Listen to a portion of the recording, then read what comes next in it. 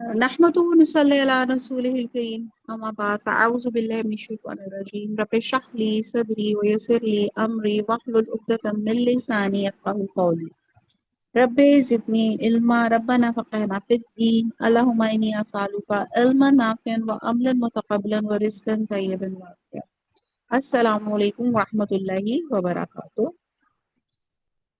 الحمدللہ پارہ نمبر 26 ہے اور سورہ قاف ہم لوگ کر رہے ہیں، اور ابھی تک جو ہم نے پڑھا کہ سورت کے مضامین سے معلوم ہوتا ہے کہ یہ سورت مکی دور میں اس وقت نازل ہوئی جب کفار کی طرف سے مخالفت شروع ہو چکی تھی، مگر ابھی ظلم و ستم شروع نہیں ہوا تھا۔ اور جو مخالفت تھی وہ ابھی تک ہم نے پڑھا، دو چیزوں پہ ان کی مخالفت تھی: رسالت محمدی صلی اللہ علیہ وسلم کا انکار کرتے تھے اور آخرت پر انکار کرتے تھے۔ روایات سے معلوم ہوتا ہے کہ حضور صلی اللہ علیہ وسلم عیدین کی نمازوں میں سورہ قاف کی تلاوت فرمایا کرتے تھے۔ ایک صحابیہ حضرت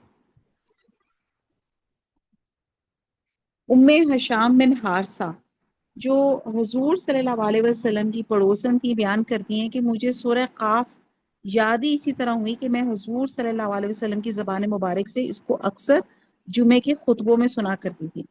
روایت میں آتا ہے کہ آپ صلی اللہ علیہ وسلم اس سورت کو فجر کی نماز میں اکثر تلاوت فرماتے تھے۔ اس سے معلوم ہوتا ہے کہ یہ سورت حضور صلی اللہ علیہ وسلم کی نگاہ میں کس قدر اہمیت رکھتی تھی، اس لیے آپ صلی اللہ علیہ وسلم اس سورت کے مضامین بار بار لوگوں تک پہنچانے کا اہتمام کریں۔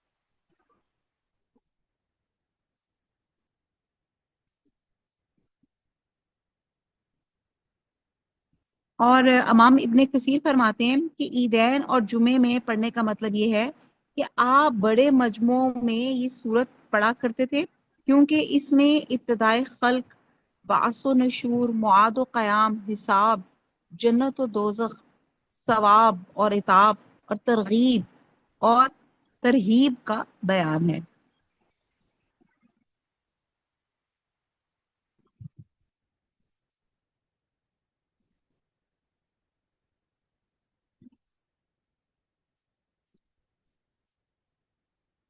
جی ہماری الحمدللہ 6 آیات ہماری ہو گئی تھی، 7ویں سے ہم شروع کرتے ہیں، پیج آپ کے ساتھ شیئر ہے۔ والارض، میں نے اور، الارض یعنی کہ زمین، مدد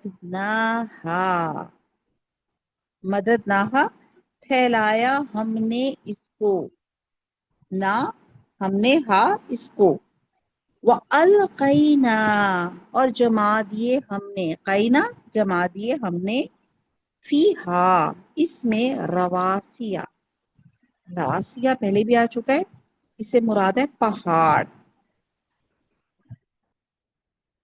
وَأَنبَتْنَا، انبتنا نباتات سے ہے، اور اگایا ہم نے، فیہا اس میں، من کلی ہر ایک، زوجن یعنی کہ زوج جوڑا، بہیج انڈر لائن کر لیں، یہ ایک نیا ورڈ ہوگا، بہیج خوشنما۔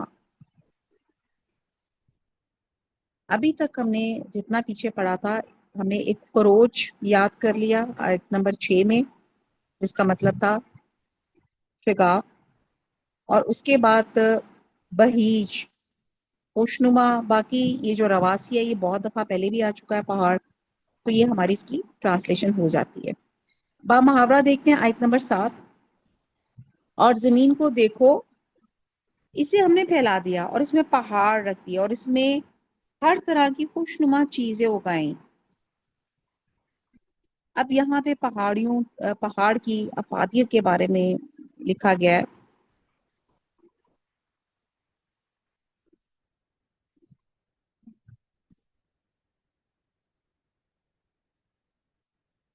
اب آپ یہ دیکھیں کہ یہاں پہ اللہ سبحانہ تعالیٰ نے بتایا کہ زمین کو میں نے اتنا وسیع بنایا، اتنا اس کو پھیلا دیا، والارض مددناہا اتنا اس کو میں نے وسیع کر دیا کہ وہ قیامت تک پیدا ہونے والے جانوروں اور انسانوں کے لیے مسکن اور مستقر کا کام دے سکے۔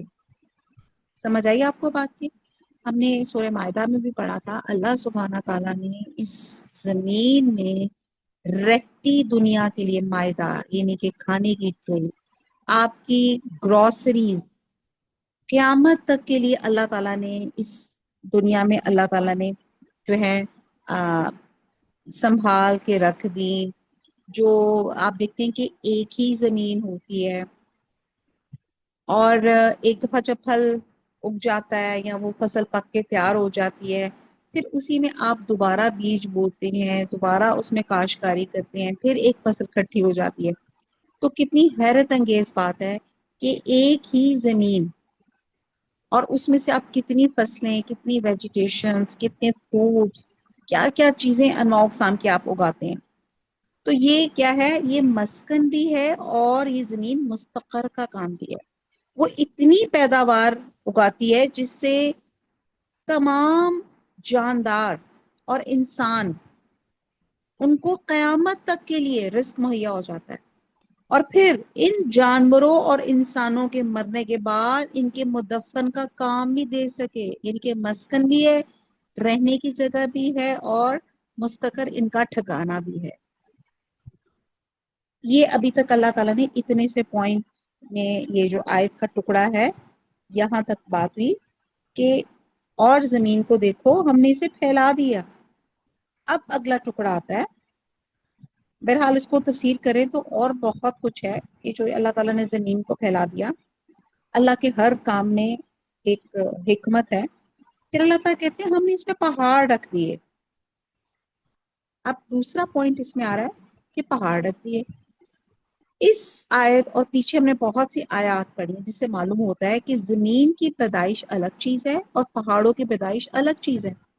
پہاڑ زمین کے ساتھ ہی نہیں بلکہ بعد میں پیدا کیے گئے، اور پہاڑوں کی پیدائش کا سب سے بڑا فائدہ یہ بتایا گیا کہ جتنی پہاڑ آپ کو زمین میں نظر آتے ہیں اس کے دو حصے اندر ہیں، یعنی کہ ڈیپتھ میں ہے پہاڑ۔ اب ہوا یہ تھا کہ جب زمین کو پیدا کیا گیا تو وہ اپنی تیز رفتاری کی وجہ سے وہ ڈگمگا رہی تھی، ہچکولے لے رہی تھی، ڈول رہی تھی، اس قابل نہیں تھی کہ اس پر انسان یا جانور زندہ رہ سکے۔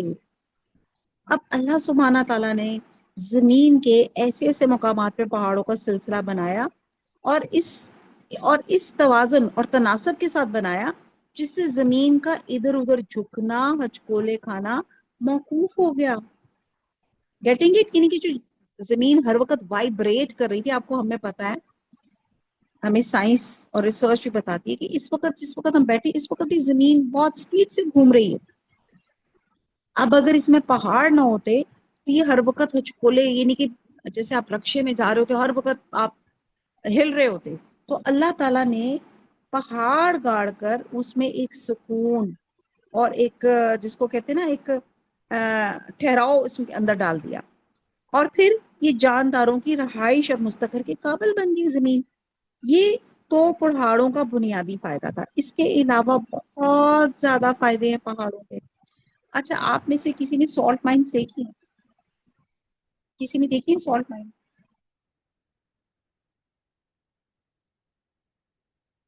کسی نے نہیں دیکھی؟ بہرحال آپ دیکھتے ہیں کہ جو مائنس ہیں وہ پہاڑوں کے اندر ہوتی ہیں۔ یہ اللہ کی بہت بڑی قدرت ہے۔ اب آپ سوچیں کہ وہ جو سالٹ مائنس ہیں پہاڑ کے اندر ہونے کے بجائے سالٹ کا پہاڑ ہو جاتا، آپ کو پتہ ہے پھر کیا ہوتا؟ کہ آپ کی ایٹماسفیئر میں ایک نمک والا محلول، وہ آپ کا وہ نمک شامل ہو جاتا جو آپ کی صحت کے لیے بھی انجوریس ہے، آپ کے لیے سانس لینے میں پرابلم ہو سکتی ہے، اور لاٹ آف تھنگس۔ تو یہ اللہ تعالیٰ کا، اور پھر اوپر سے بارش ہو جائے تو پھر کیا ہے، نمک جو ہے ساری جگہ پھیل جائے، نمک کا فلڈ آ جائے۔ Getting it? تو بہت کچھ ہے۔ تو یہ اللہ تعالیٰ کی انتہائی قدرت ہے، اس کی حکمت ہے۔ اللہ تعالیٰ نے مائنز رکھی ہیں اور وہ رکھی ہیں پہاڑوں کے اندر۔ صرف سالٹ مائنز نہیں ہیں، گولڈ مائنز ہیں، کول مائنز ہیں، گیس کی ہیں، آئل کی ہیں، اور اللہ جانے کن کن چیزوں کی مائنز ہیں۔ اب اللہ تعالیٰ نے ان کی حفاظت کا ذمہ بھی کر دیا کہ پہاڑوں کے اندر رکھ کر ان کو محفوظ کر دیا، اور دوسرا जब जब इकोनॉमी, आपकी दुनिया को जब कभी जरूरत पड़ेगी, अल्लाह सुब्हाना ताला वो जो माइन है वो अल्लाह के हुक्म से लोग रिसर्च कर लेंगे, उसको डिग आउट कर लेंगे और अपनी जो कमी है उसको वो पूरा कर लेंगे। तो ये बात भी अल्लाह की कुदरत कामला पे जो है आर्गुमेंट देती है। और अल्लाह ताला की इस कुदरत को तो काफिर भी तस्लीम करते हैं, मगर इस कुदरत से इनकार करते रहते हैं तो वो इंसान को दोबारा पैदा नहीं कर सकता। नाउज़ बात कहाँ से शुरू हो रही थी? सूरह काफ, रिमेंबर दैट। दो इख्तलाफात पे शुरू हुई थी, एक तो हुजूर सल्लल्लाहु अलैहि वसल्लम की रसालत का और एक आखिरत का इकरार। तो यहाँ पे दलाइल के साथ अल्लाह सुब्हाना ताला बता रहे हैं कि देखो तो सही, आसमान बनाया, कितना कुछ ऊपर था, सब अपने अपने ऑर्बिट में घूम रहा है, कोई आपस में टकरा रही ना, ये अल्लाह की हिकमत है। फिर पहाड़ बनाए ताकि जमीन को करार आए। फिर इसी आयत का जो अगला टुकड़ा है, इस पे अगर आप गौर करें, वह अम्बतना फीहा मिन कुल्ले जौजिन बहीज, कि हमने हर तरह की खुशनुमा चीजें उगाई, खुशनुमा जोड़े बनाए। यानी कि आप अंदाजा लगाएं कि जिस जमीन पर बारिश हुई वो बजाते खुद मिट्टी है और मुर्दा है, और जो अल्लाह सुब्हाना ताला ने पानी बरसाया वो भी बेजान था। तहम बरकत वाला इस लिहाज से था कि उसने जमीन में मिलकर जमीन को मुर्दा से जिंदा बना लिया और वो इस काबिल होगी कि वो जिंदा चीजें उगाए। अब पिछले दिनों बारिशों का सिलसिला बल्कि अभी भी चल रहा है, और आप देखते हैं कि जा बजा जहां पे कुछ भी नहीं है वहां पे एकदम सब्जा उगना शुरू हो गया बारिश की वजह से। पानी भी मुर्दा है, जमीन भी मुर्दा है, लेकिन उसके अंदर से अल्लाह की हिकमत से जिंदा चीजें, पौधे या नबातात निकल रहे हैं। इसमें जो फसलें और गल्ले पैदा होते हैं, गल्ला पैदा होता है, वो भी जिंदा है, क्योंकि वो बढ़ते और फूलते हैं। हम लोगों ने साइंस में पढ़ा कि लिविंग थिंग्स की तीन कैटेगरीज है ना ऐसी, ह्यूमन बींग्स हैं, प्लांट्स हैं और एनिमल्स हैं, क्योंकि इनमें रिप्रोडक्शन है, इनमें ग्रोथ है। दिस इज द रीजन हम उनको लिविंग कहते हैं, और यही जिंदगी की अलामत है। और फिर कई तरह के दरख्त और बागात, खास तौर पे खजूर के ऊंचे ऊंचे बुलंदो बाला दरख्त पैदा किए, इनमें जिंदगी मौजूद थी।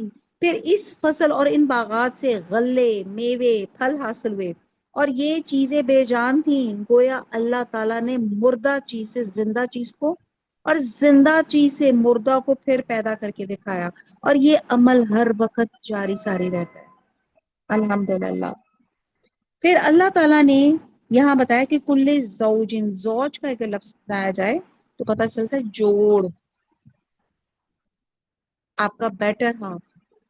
तो आप देखिए कि रिप्रोडक्शन में अब साइंस को, इस आयत में आया तो साइंस को चैलेंज कर दिया, जिससे ये पता चला, तो हम समझते थे कि ह्यूमन बींग्स में मेल फीमेल होता है, इससे पता चला या एनिमल्स में मेल फीमेल होता है, प्लांट्स में, नबातात में भी मेल और फीमेल होता है।